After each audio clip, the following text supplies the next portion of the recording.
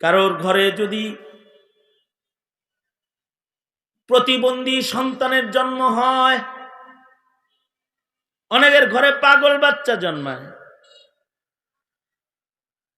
কারোর ঘরে পাগল বাচ্চা দেখলে তারে তিরস্কার করতে নাই, মনে মনে খুশি হয় না, দিছে আল্লাহ একটা আযাব, এরকম তিরস্কার করো না।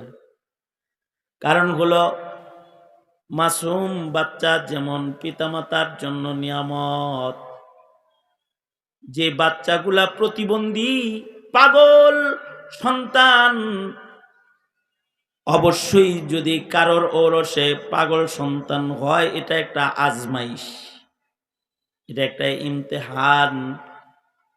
কিন্তু যদি কোনো পিতামাতা পাগল প্রতিবন্ধী সন্তান ধৈর্যের সাথে আদর কইরা খালি লালন পালন করে যায়, তাইলে পাগলরা শরীয়তের মোকাল্লাফ নয়। পাগল যদি জীবনে এক একটা নামাজ নাও পড়ে, একবার আল্লাহ নাও কয়, একবার একটা রোজা নাও রাখে, তো এই প্রতিবন্ধী সন্তানটাকেও যদি দরদ করে কোনো পিতামাতা আল্লাহর আমানত হিসাবে পাইলা যায়, তাহলে এই সন্তানগুলাও বিনা হিসাব জান্নাতি, কারণ ওর শরীয়তের মোকাল্লাফ নাও, এমনি জান্নাতি।